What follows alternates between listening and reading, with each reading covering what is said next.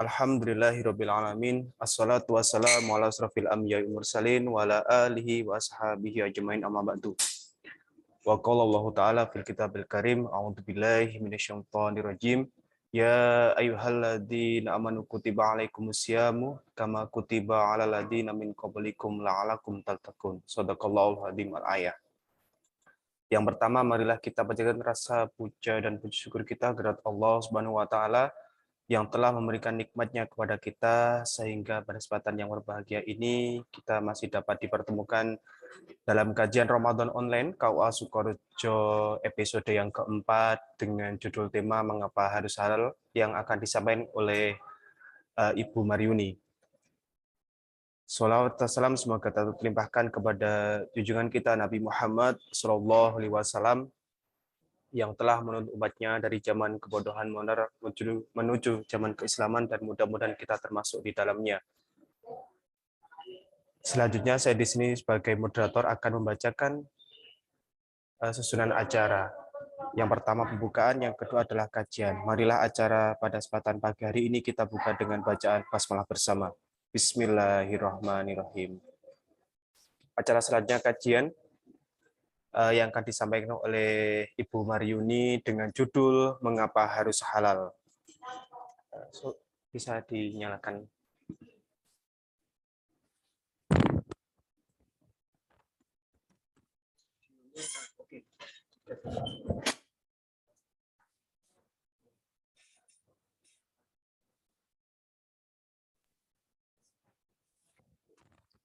Cek tes, Mbak Yud bisa dengar suara saya? Jenengan matur.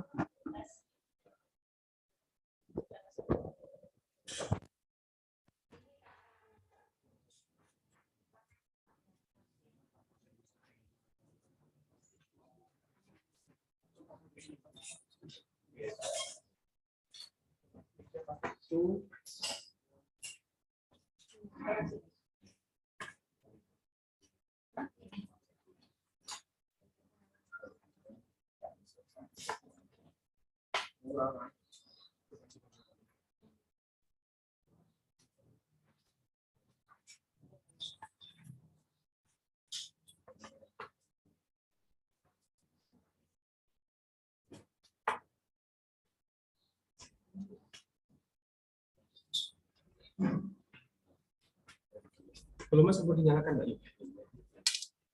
Oke, Pak.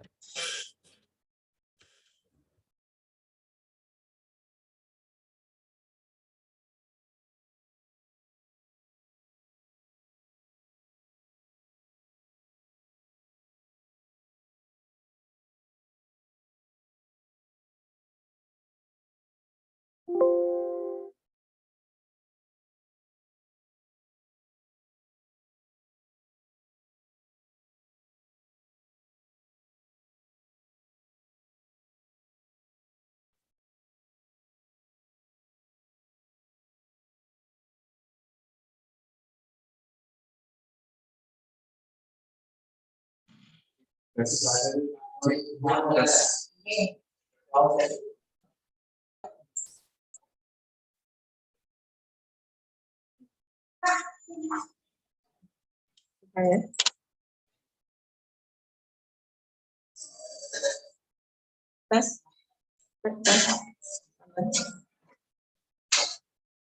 Aman, Mas. Kita mulai.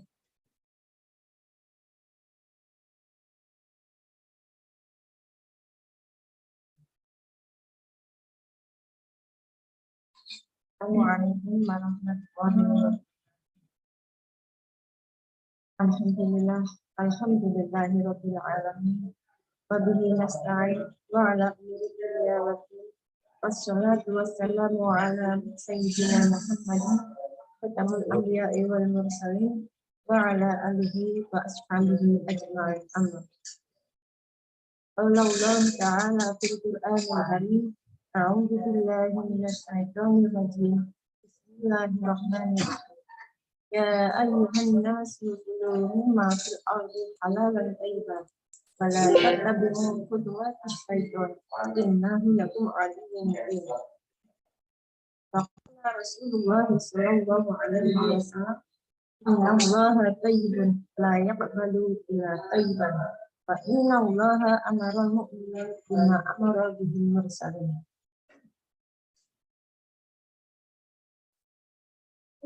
Yang terhormat para alim ulama, yang terhormat jajaran pemerintahan Kabupaten Ponorogo, yang terhormat Bapak Kepala Kantor Kementerian Agama Kabupaten Ponorogo, yang terhormat Bapak Kepala KUA Kecamatan Sukorejo, beliau Bapak Muhammad Aulia Sofi MA beserta stafnya, yang terhormat Kalimatul Aliyah SPDI selaku penyuluh fungsional KUA Kecamatan Sukorejo, serta teman-teman penyuluh agama Islam Kabupaten Ponorogo, tidak lupa Bapak Ibu beserta Zoom dan pemirsa dimanapun Anda berada yang dirahmati Allah.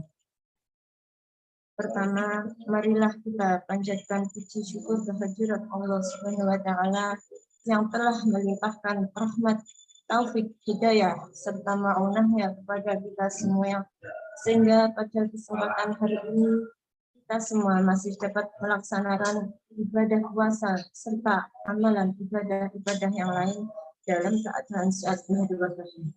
Dikaulina alhamdulillah. Tidak lupa sholawat serta salam semoga tetap terlimpahkan kepada junjungan kita Nabi besar Nabi Agung Muhammad Sallallahu Alaihi Wasallam yang kita nantikan syafaatnya min yaumil hada ila yaumil akhir. Bapak Ibu yang dirahmati Allah, pada kesempatan hari ini Senin tanggal 18 April 2022 yang bertepatan dengan tanggal 16 Ramadan 1442 Hijriah.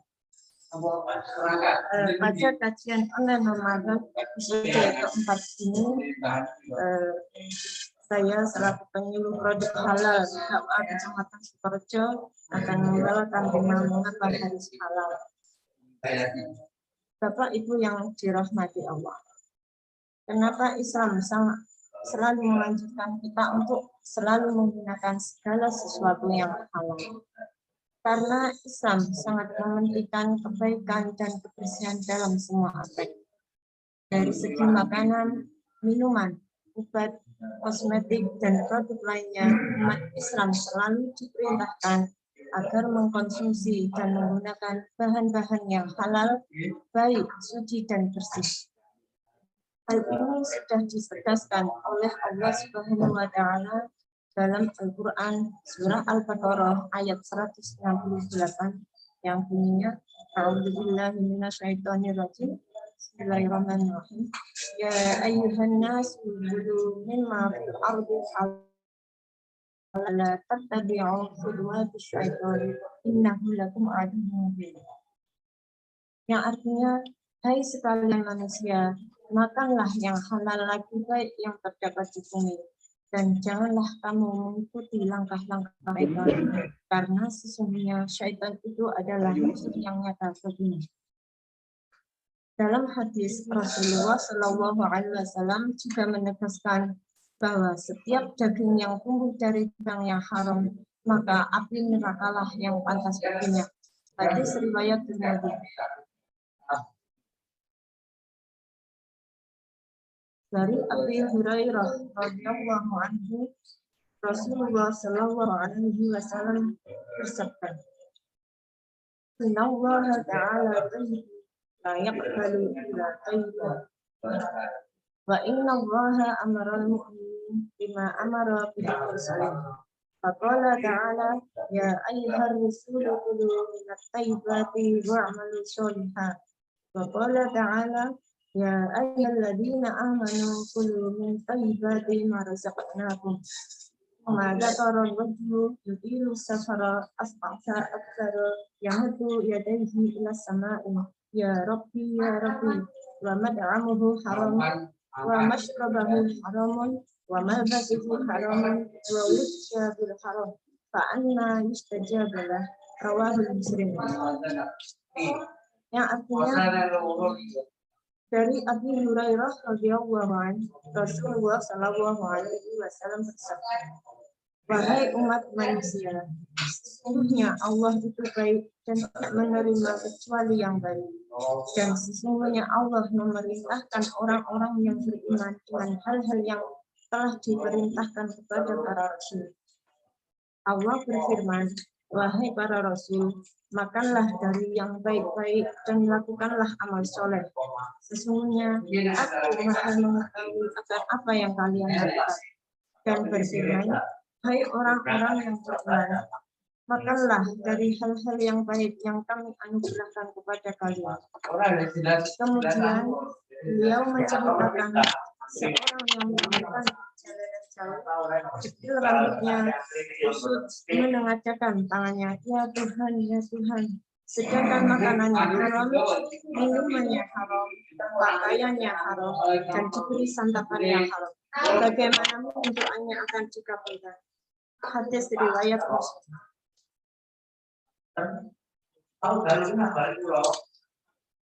Bapak Ibu yang dirahmati Allah, kebersihan, kesucian, baik dan buruknya makanan, minuman, obat, kosmetik, dan produk lainnya senantiasa terkait dengan hukum halal, haram, dan samar-samar atau syubhat. Oleh karena itu, umat Islam perlu mengetahui informasi yang jelas tentang halal dan haram dalam aspek makanan, minuman, obat, kosmetik, dan produk lainnya yang dikonsumsi dan digunakan umat muslim sehari-hari. Di hadapan kita saat ini terdapat ribuan jenis produk yang siap dikonsumsi oleh semua orang. Setiap orang dengan mudah mendapatkan produk tanpa menyadari statusnya apakah halal, haram, atau syubhat. Kita kurang menyadari bahwa makanan, minuman, obat, kosmetik, dan produk lainnya yang kita konsumsi dan kita gunakan tidak hanya sekedar memenuhi tuntunan fisik lahiriah, tetapi juga sangat berpengaruh dalam membentuk perilaku, budi pekerti, dan akhlak pada setiap individu. Maka tidak heran bila selama ini terdapat benang merah bahwa perilaku orang yang suka membuat masalah, kerusakan, keributan, korupsi, dan manipulasi, serta perilaku negatif yang lain berkaitan dengan makanan, minuman, dan menggunakan produk yang tidak jelas halal haramnya, karena hanya dianggap sekedar tatanan fisik dan tidak mempunyai kaitan dengan dimensi spiritualisme.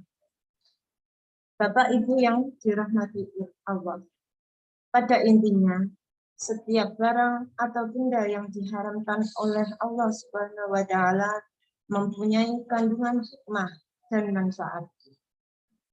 Namun manusia tidak selalu mampu menelusuri kandungan hikmah dan manfaat apa yang menjadi ketentuan Allah Subhanahu wa taala karena keterbatasan daya jangkauan akal manusia itu sendiri. Keharaman atau babi tidak selalu dapat kita temukan hikmah yang bersifat zahir atau yang nampak saja. Dulu banyak orang berpikir bahwa haramnya khamar karena memabukkan dan bisa merusak kesehatan manusia.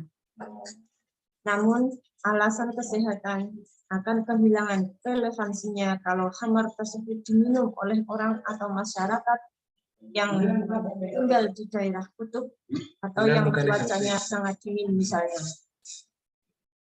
Hal ini juga sama berlaku dengan daging babi. Kalau dulu orang beranggapan daging babi itu dilarang karena mengandung cacing pita yang dapat merusak kesehatan manusia. Akan tetapi dengan perkembangan teknologi mutakhir, cacing pita tersebut dapat dihilangkan dengan metode tertentu. Lalu, apakah keharuman khamar dan daging babi tersebut menjadi hilang? Tentunya tidak dengan demikian. Bapak Ibu yang dirahmati Allah, nikmat Allah Subhanahu wa Ta'ala yang ada di alam semesta ini jika dibandingkan dengan yang halal, maka yang haram itu sangat sedikit jumlahnya. Hal ini sudah ditegaskan dalam Al-Quran surat Al-Ma'idah ayat 4 yang bunyinya A'udzubillahi minasyaitonirrajim. Bismillahirrahmanirrahim.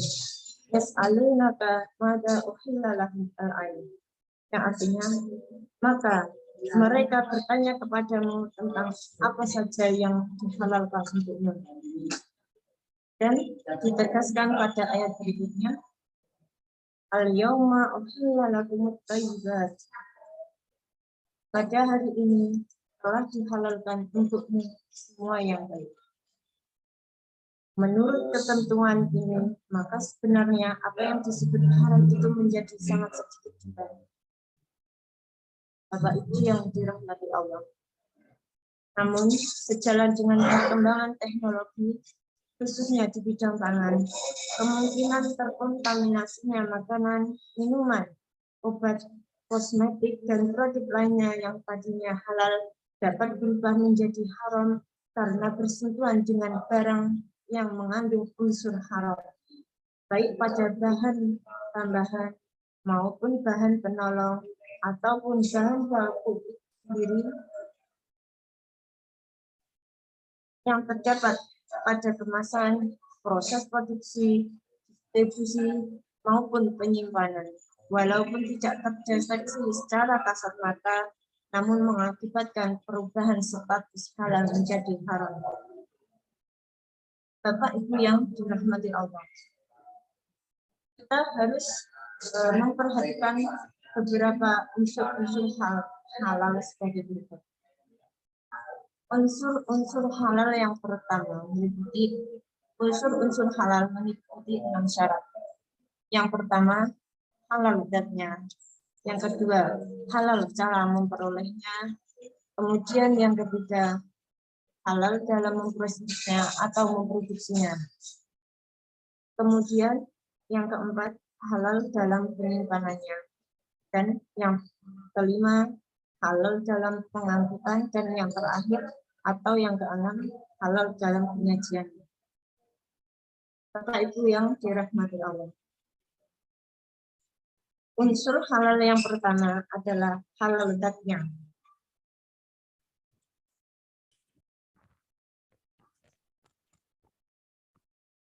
Halal zatnya di sini terdiri dari bahan tambahan, bahan penolong, serta bahan yang lain. Bagaimana telah kita maklumi bersama bahwa dalam kitab-kitab fikih telah ditetapkan yang diharamkan untuk dikonsumsi dan digunakan oleh masyarakat Islam. Inilah yang menjadi dasar utama penetapan kehalalan dan keharaman suatu hasil produksi. Kemudian yang kedua, halal cara memperolehnya. Umat Islam diwajibkan untuk berusaha memperoleh rezeki dengan cara yang halal dan menjauhi cara-cara yang diharamkan oleh agama atau kemudian yang ketiga, halal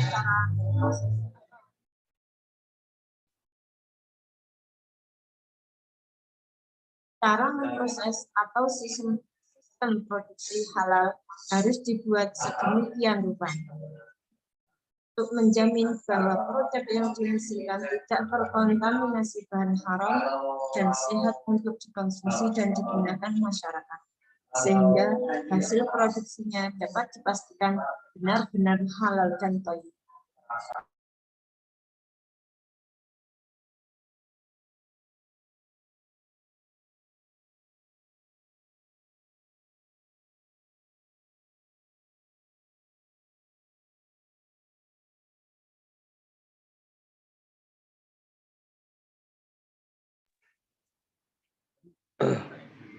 Tes putus ya.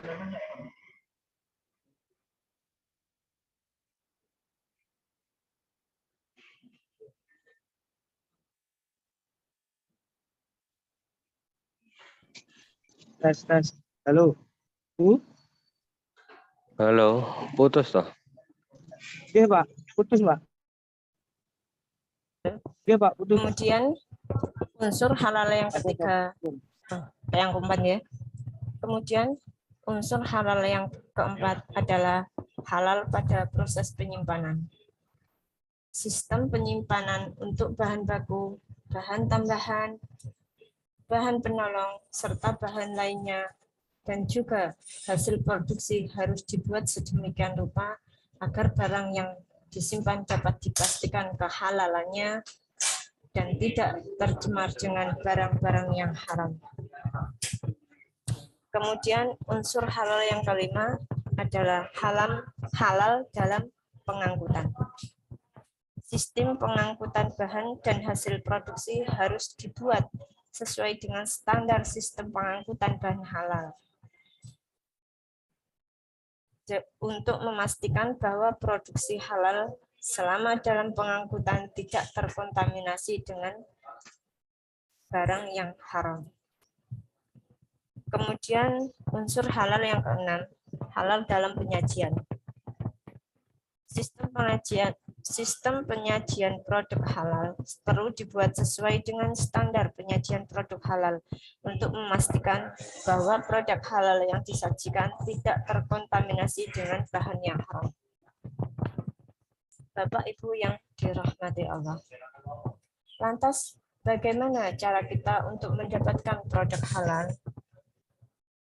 Ada beberapa langkah yang perlu diperhatikan untuk mendapatkan produk-produk halal. Biasakan kita untuk selalu cermat dan selalu membaca serta mencermati label yang tertera pada kemasan. Kita harus mencermati tanda halalnya dan perlu diketahui logo halal Indonesia pada tahun 2022 ini mengalami perubahan. Tetapi logo halal yang lama itu masih tetap berlaku. Dan ketentuan pemberian logo halal yang baru itu nanti ada aturan tersendiri. Kemudian kita harus mencermati nama atau merek produk. Bahan baku, komposisinya yang terdiri dari bahan baku, bahan tambahan, dan juga bahan penolong. Kemudian kita harus memperhatikan informasi gizinya. Dan kita juga harus memperhatikan nomor izin edarnya yang di situ biasanya dalam kemasan itu tercantum MD, ML, PRT dan lain sebagainya untuk jaminan keamanan, kesehatan dan keselamatan konsumen.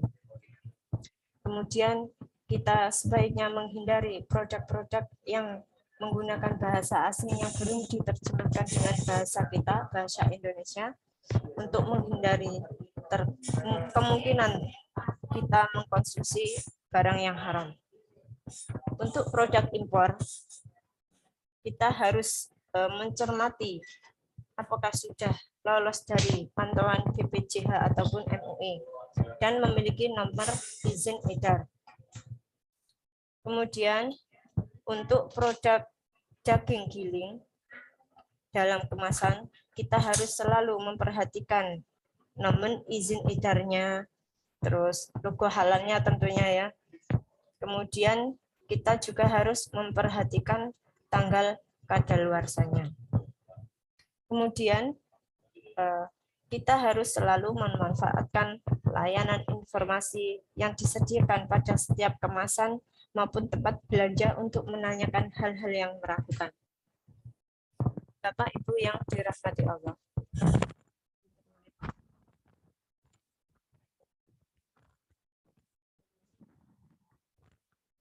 Bapak Ibu yang dirahmati Allah. Terus bagaimana kita membedakan antara daging gelembungan atau daging yang rusak dan juga daging yang normal? Ciri daripada daging babi. Yang pertama, daging babi itu mempunyai warna yang bervariasi dari merah muda hingga perak kemerah-merahan, serat halus, lemaknya putih bening, putih jernih. Teksturnya lunak dan lemaknya mudah mencair pada suhu 27 derajat. Kira-kira seperti itu. Kemudian ciri daging yang rusak. Daging yang rusak itu adalah daging yang warnanya merah kehitaman dan berbau busuk atau tidak berbau sebagaimana semestinya. Kemudian ciri daripada daging gelunggungan. Daging gelunggungan itu adalah pada proses sebelum penyembelihannya itu menyakiti hewan karena dipaksa meminum air yang banyak biar dagingnya itu mengandung banyak air dan timbangannya menjadi lebih berat. Maka kita seharusnya menghindari daging gelunggungan. Yang cirinya daging gelunggungan itu biasanya tidak digantung ketika dijual di pasaran, karena kalau digantung airnya itu akan menetes dan dapat mengurangi berat daripada daging tersebut. Kemudian daging gelunggungan itu mengandung air yang banyak di atas normal. Beratnya melebihi daging yang normal dan biasanya harganya relatif murah. Mudah membusuk serta warnanya merah pucat dan teksturnya lembek. Dan ketika dimasak itu akan menyusut lebih banyak daripada daging yang normal hingga 30%. Kemudian ciri-ciri daripada daging yang normal. Daging yang normal itu warnanya merah cerah, baunya masih segar dan normal. Kalau daging sapi baunya sebagaimana daging sapi, kalau daging kambing itu sebagaimana daging kambing dan tidak berbau busuk. Terus kalau di pasaran biasanya jualnya dengan cara digantung. Teksturnya kenyal dan kesat. Bapak Ibu yang dirahmati Allah. Pada momentum Ramadan seperti ini menjelang Idul Fitri, kebutuhan daging di masyarakat itu meningkat dan harganya menjadi relatif lebih mahal. Tetapi kita harus selalu waspada, jangan sampai kita tergiur dengan daging yang harganya lebih murah di bawah harga pasaran. Karena dikhawatirkan daging tersebut adalah daging yang tidak baik, daging yang tidak disembelih secara syar'i. Kita tidak suudzon ya, tetapi kita lebih mengarah kepada hati-hati dan waspada. Mungkin kiranya yang kami sampaikan ini, mungkin ada teman-teman atau pemirsa yang ingin bertanya.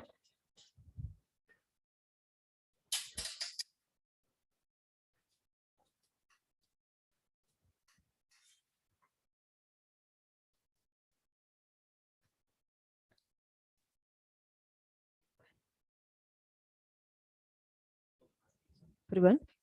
Monggo, kalau ada peserta yang ingin bertanya, silahkan.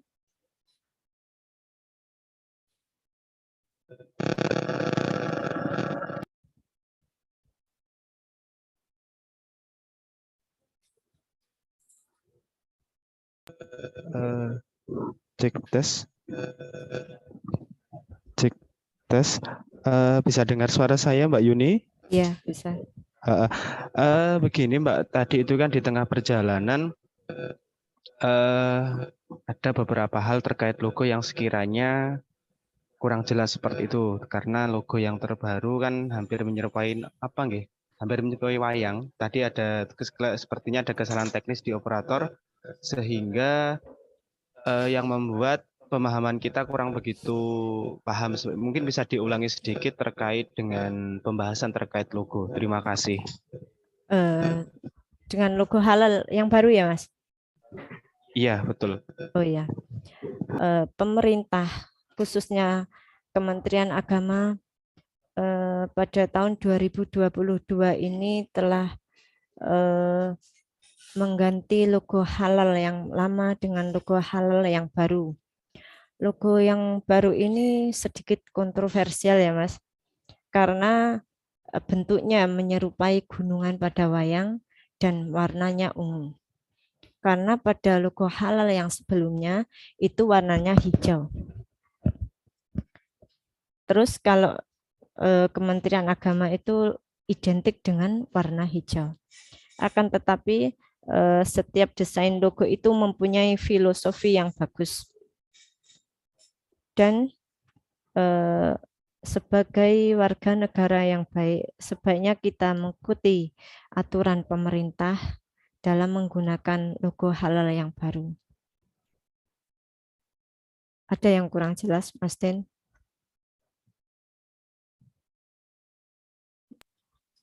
Insya Allah sudah Niki. Mungkin ada yang lain sekiranya yang perlu ditanyakan kepada rekan-rekan. Bisa dilambaikan tangan terlebih dahulu atau mengangkat tangan untuk membuat pertanyaan.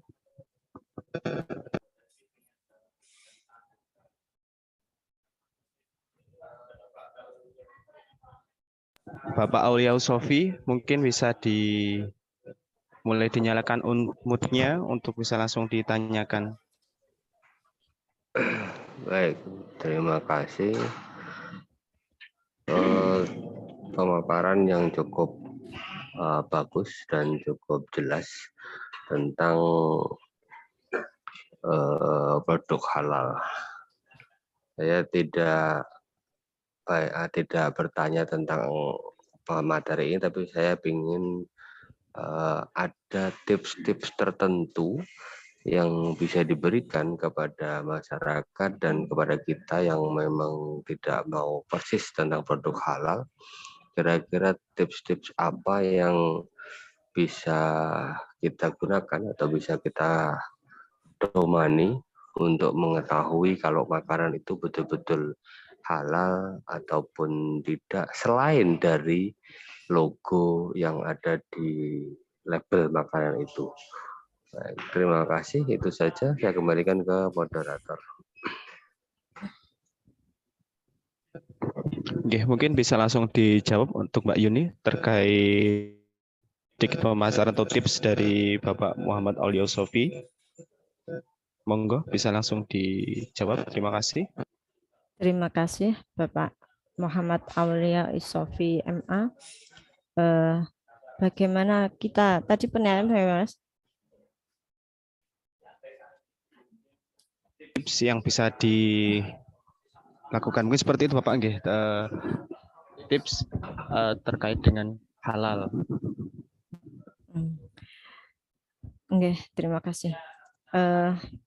Kiat-kiat kita untuk mendapatkan produk halal, kita harus selalu mencermati dan mengamati barang-barang yang akan kita gunakan.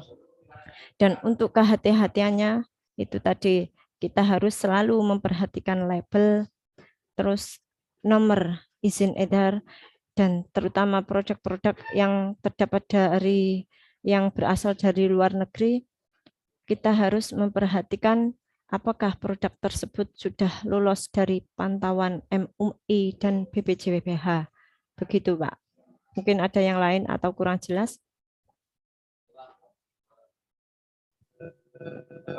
Mohon kepada rekan-rekan yang sekiranya ingin ditanyakan terkait mengapa harus halal.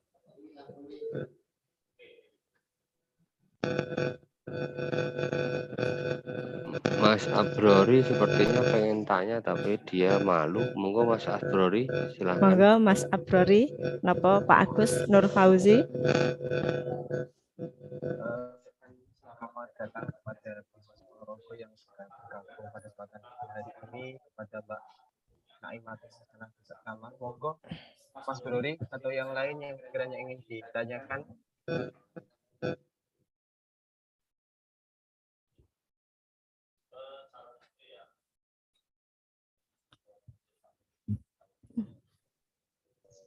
Assalamualaikum Mbak Maryuni.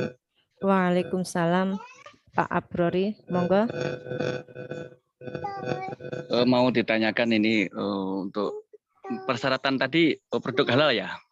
Ya, nggih. Untuk pengajuan sertifikasi produk halal itu apa saja? Itu di dekat saya ada pabrik roti lah, semacam pabrik roti dan pengajuan sertifikat itu caranya seperti apa? Itu Mbak. Nggih. Terima kasih. Untuk nggih. Sampun ada yang lain Mas Brori? Ampun, tunggu saja. Nggih. Untuk pengajuan produk halal itu produsennya roti itu sudah punya izin atau PIRT apa belum ya Mas? Sementara belum. Oh, sementara belum. Untuk persyaratan pengajuan sertifikasi halal itu produsen harus sudah mempunyai NIB, syarat izin nomor induk berusaha. Terus kemudian sudah mempunyai izin edar atau PIRT. Dan sebentar.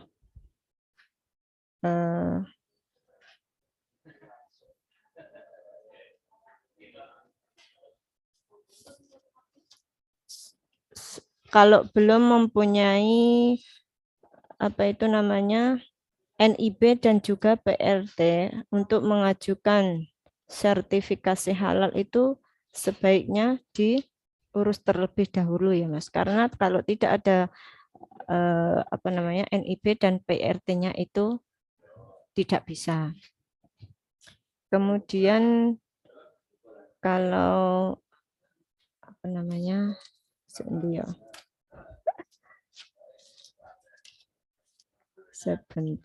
syarat ini.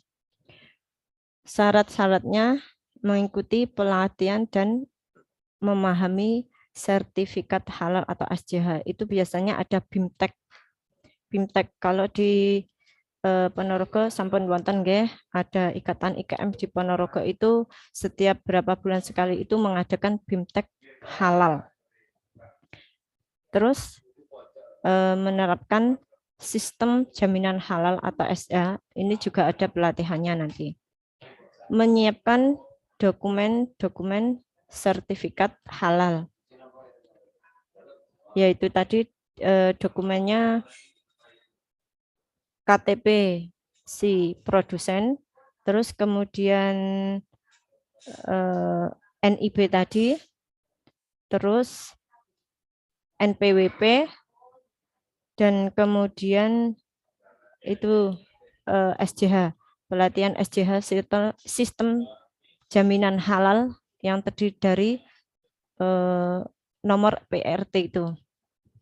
Kemudian menyiapkan dokumen sertifikasi halal tadi, terus melakukan pendaftaran sertifikasi halal, terus nanti dilakukan monitoring pre-audit, terus proses audit, kemudian monitoring pasca audit, dan kemudian mendapatkan sertifikasi halal. Dan untuk proses sertifikasi halal itu, kalau sekarang itu yang reguler itu biayanya macam-macam, nggih.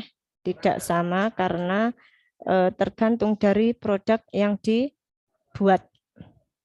Produk nanti akan ada penelitian pada bahan bakunya. Kalau bahan bakunya ada bahan tambahan yang sedikit rumit, nanti biayanya juga akan bertambah.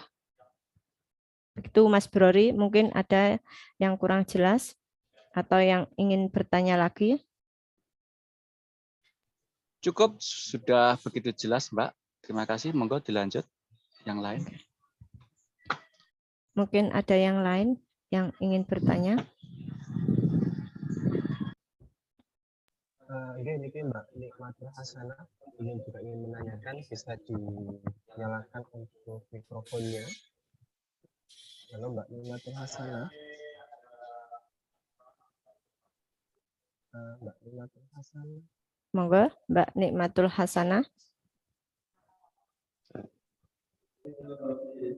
Ya. Assalamualaikum, mohon maaf, saya mohon maaf di sini bising sekali ya Mbak. Nggih, tidak apa-apa, monggo Mbak. Nggih, mohon maaf. Saya dari bidang halal dari KUA Jenangan. Ya, Nggih. yang ingin saya tanyakan itu terkait, yaitu tadi untuk terkait sama ya, sama dengan soal atau sama dengan pertanyaan sebelumnya untuk alur sertifikasi halal itu kalau di Ponorogo itu tadi kan Mbak Jenengan sudah jelaskan nggih untuk persyaratannya apa saja terus alurnya kemana. Tapi kalau yang di Ponorogo itu setelah kita mempunyai PIRT, NIB niku terus kita alurnya itu ke mana ngaten? Kita alurnya kemana? Misalkan kalau kita membuat akte kelahiran itu kan kita ke desa, terus lanjut ke kecamatan atau KUA, terus lanjut ke Dukcapil. Kalau sertifikasi halal ini alurnya itu dari mana? Kita mengurusnya itu ke mana? Itu pertanyaan saya. Nggih, terima kasih Mbak Nikmatul Hasanah. Untuk alur proses sertifikasi halal itu alur secara fisik kita itu mendatangi ke kantor Kementerian Agama. Nanti kita akan diarahkan itu yang secara fisik atau juga kita dapat juga menempuh dengan jalur online. Kita bisa mengakses PTSP halal. Nanti akan ada panduan selanjutnya begitu. Mungkin ada yang lain atau kurang jelas, Mbak Nikmatul Hasanah?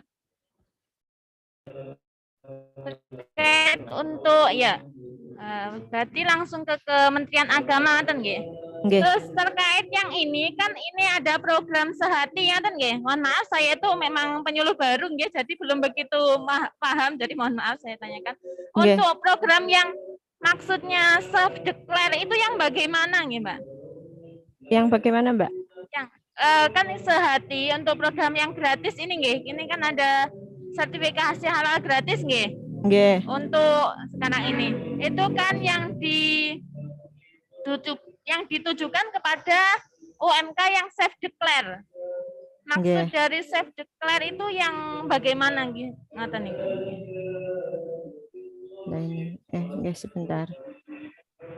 Nggih, terima kasih. Ya maksudnya kan nggih niku. Self declare. Ya, kan tidak semuanya, maksudnya yang katanya itu yang mudah-mudah dan jadi tidak semuanya bisa gratis, maksudnya di situ yang bagaimana? Oke, sebentar ya, Mbak. Oke, terima kasih pertanyaan dari Mbak Nikmatul Hasanah. Baik, sambil menunggu jawaban yang disampaikan oleh Mbak Maryuni, sepertinya Mbak Nikmatul Hasanah ini kritis ya ini. Iya. Memang yang kita butuhkan seperti ini. Jadi kita menyampaikan, kemudian ada diskusi khusus seperti ini akan membuat pengetahuan kita bertambah. Sebenarnya khusus terkait dengan proses halal memang bagus untuk dilanjutkan seperti itu. Bagaimana Mbak Yuni, sudah ada jawabannya? Oke, sudah, terima kasih. Terima kasih Mas Fahrudin. Yang dimaksudkan dengan self declare itu pelaku usaha atau produsen itu melakukan pelatihan dan pernyataan status halal produk itu melakukan pelatihan sendiri. Maksudnya bukan didanai oleh pemerintah atau lembaga-lembaga tertentu. Si produsen itu aktif untuk mengikuti pelatihan itu sendiri. Begitu, Mbak. Kurang jelas? Ada yang kurang jelas?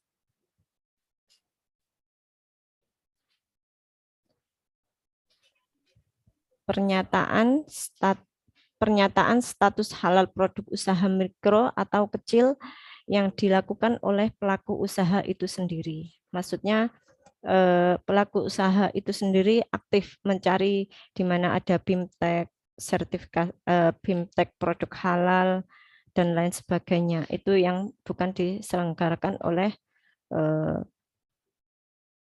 pemerintah atau yang lainnya. Begitu, Mbak, yang sudah pernah melakukan pelatihan sendiri, begitu. Terus kalau di Ponorogo itu ada IKM ya, Mbak, Ikatan komunitas para pengusaha mikro di Ponorogo itu ada anggotanya banyak, enggak? Itu beberapa bulan sekali tadi sudah saya sampaikan, beliau di bawah naungan ketuanya Pak Sunarto itu biasanya beliau mengadakan pelatihan atau BIMTEK pada waktu-waktu tertentu. Begitu, Mbak.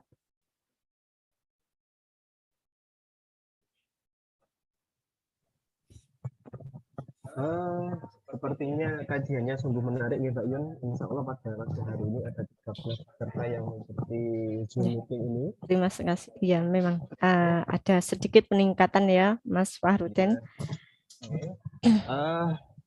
Mungkin bisa ditutup untuk kajiannya Mbak Yun untuk kesempatan pagi hari ini, dan insya Allah nanti akan kita berjumpa lagi di tanggal selanjutnya dengan Zoom yang berbeda, khususnya dengan pembahasan yang berbeda, insya Allah dengan judul radikalisme yang disampaikan oleh Mas Malik seperti itu.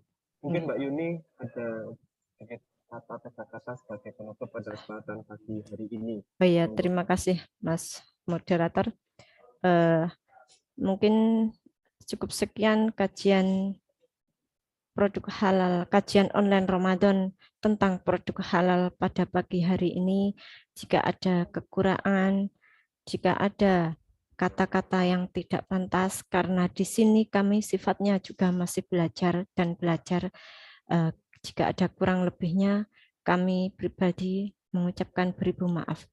Akhirul kalam, billahi taufik wal hidayah, waridha wal inayah. Wassalamualaikum warahmatullahi wabarakatuh.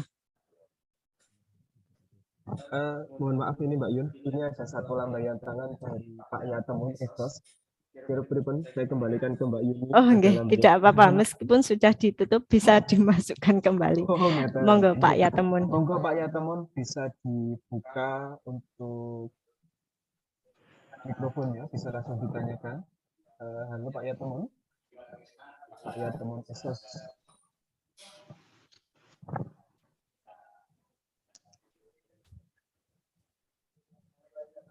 Halo Pak Yatemun. Bisa dinyalakan untuk mute-nya. Mute-nya bisa dimatikan untuk bisa langsung ditanyakan.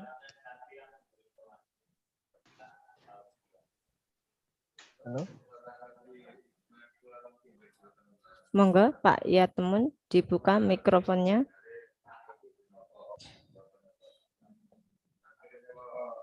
Oke, kita masih tunggu ada sekitar 1 menit yang saya tutup.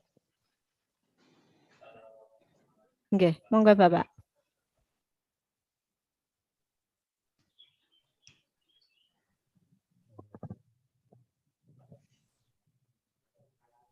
Mungkin karena keterbatasan waktu pada pagi hari ini, kami selaku operator harus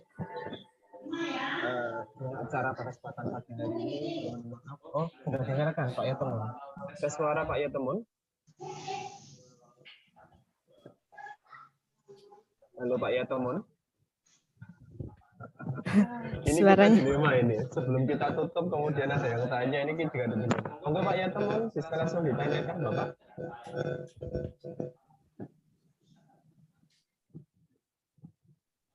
Halo Pak Yatemun. Sinyalnya sulit. Oh, sinyalnya sulit. Oh, okay. Sudah Pak, terdengar sudah suaranya. masuk ini. Okay. Oke, monggo bisa langsung Terima ditanyakan kasih, Pak Yatemun. terima kasih. Agak tersendat-sendat, pangapunten. Oke, monggo.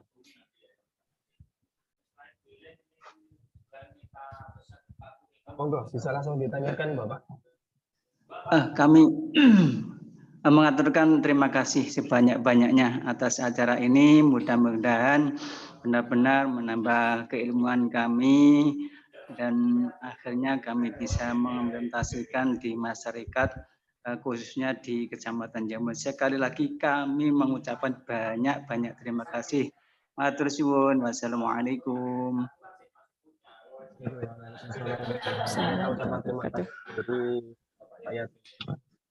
Kami ucapkan banyak terima kasih atas kehadiran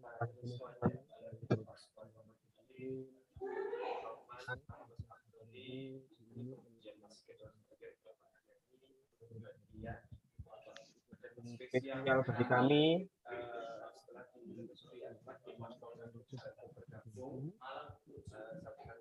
Selamat datang Bapak. Dan insya Allah kita jumpa lagi di berikutnya, insya Allah di hari Rabu kita akan dengan materi dan tema yang berbeda. Mungkin dari saya selaku moderator dan operator mohon maaf pada saat perjalanan tadi banyak sekali kesalahan. Insya Allah akan langsung kita benahi dari apa yang kita baik. Terima kasih atas kehadirannya. Bersama. Alhamdulillahirabbil alamin.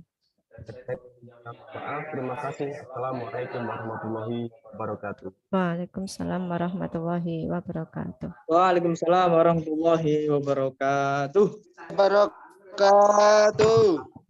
Monggo ada waktu 1 menit bisa digunakan untuk silaturahmi sebelum nanti saya live untuk Zoom meetingnya. Terima kasih.